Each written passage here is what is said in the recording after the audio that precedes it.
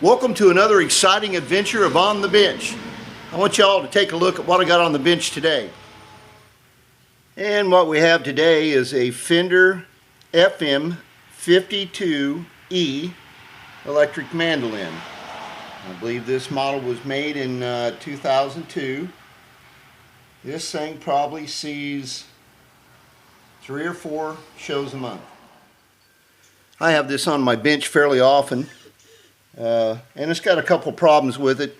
There's I don't know if you can see it, but the bridge, or the saddle rather, is cracked and it needs to be replaced, and that's probably next on the list. But right now, I believe that's called a A string. This tuner here is it slips, and I think the tuners and the equipment on this are fairly decent. I mean, I got the impression they were. So yeah, I think the first thing we want to do is measure the distance between these screws here. And I see that there's a considerable distance between the first two, and then the rest of them seem to be uniform. We'll also want to measure the distance between the center of the tuning posts. And we're going to have to figure out what the OD is of the hole that the posts go through. So I'm going to start taking these measurements, and then we'll get on the internet and we'll see if we can't find something that matches it.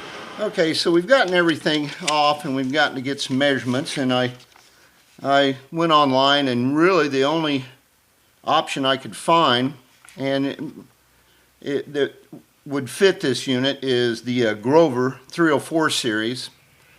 And it looks like to me that the distance between the posts is the same, and the distance between the screws is the same, and everything else looks like it's going to match up. So let's get these ordered and we'll get them here, and we'll get them put in.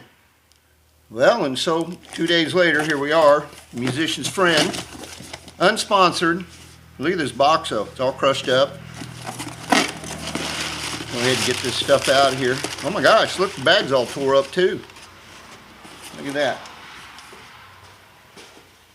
And here they are. This is the Grover 304 series. So let's see if these things can just drop in or what happens. Well, let's see. This package came almost opened already. Here's all the hardware. And this one here appears to be the one that would go on this side. And it looks like, well, look at that. This thing drops right in there. Now, I was really wanting to get one with the pearloid buttons. They don't offer that with the Grover. So, you know, sometimes you take what you can get. I will probably not be replacing these bushings because there's, that bridge came off anyway, even though I had it taped down. That's all right. We know right where it goes. There's nothing wrong with the bushings that are on it. So I think we're just going to bolt these things in. They do look like they're not quite as tall as the other ones. I'm hoping that still works out okay. Yeah, normally I would have taped this thing down, and I did, but it came off. If you can't ever remember where to put the bridge at, a good starting point is right in between these two F-holes here, like that. And if you'll take a look at this, I don't know how well you're going to be able to see it, but right here, you can see that this is a little bit lighter than the rest of it. So obviously, that's where the old bridge was sitting at. The only difference I could tell, and it's a measurable difference, between these tuners and the other tuners, is this pole piece is about 1 millimeter shorter than the other pole pieces. I don't think that's going to be a problem. We're going to find out here in just a second, because we're going to string this thing up. Normally I'd give it a play for you, but I don't know how to play this thing, so we won't be playing it today. This is something I always do when I'm setting up an instrument or cleaning an instrument or something, just a maintenance thing, especially when you get new ones. I put a little bit of Vaseline in here, or any kind of petroleum jelly, and then I just kind of, not a whole lot, but then I crank them. Otherwise they're dry and you're just going to have trouble turning them.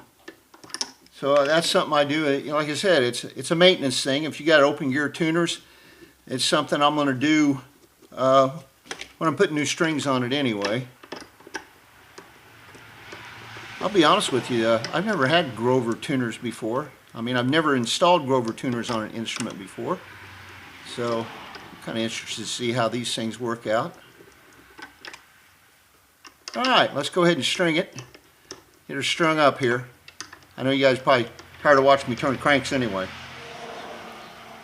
Well, here we are, and of course nothing ever goes exactly as planned. I'd like to show you what's going on here right now.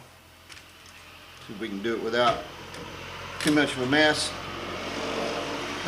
This pod here was it's just going round and round and round and round and round. So I've got another alpha pot, just exactly like it.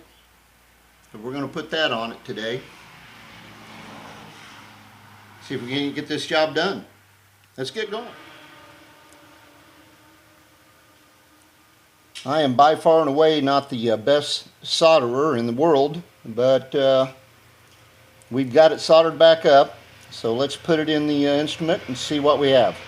Okay, well, we got that soldered in now, and I took it in the sound lab, plugged it into an amplifier, and it works fine. A lot of people ask me how I get these pots in and out of acoustic guitars like that, especially when you got narrow spacing, and you can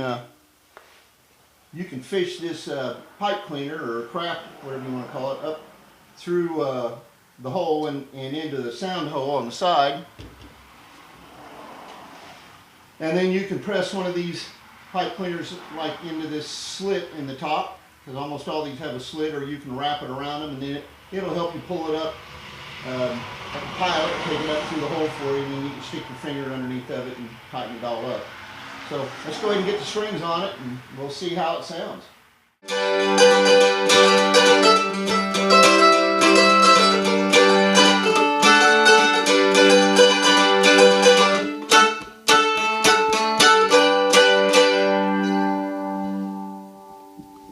Well, here we are back here in the sound lab, finishing things up. I sure appreciate you guys spending your time with us here today, and I hope you're getting something out of that. I've got some other projects we're going to get on out there on the bench pretty soon, and I'm anxious to let you see those things too. Once again, folks, I mean, if you take your time, you get yourself a set of dial calipers. They're pretty inexpensive. Or, I mean, even if you just have a ruler, probably you can sit here and measure these things out, fix some of these things yourself. If you're not comfortable doing that, please don't do it. Please take it to a luthier, bring it to someone like me. I'd be glad to work on it for you. But in the meantime, rock on, y'all.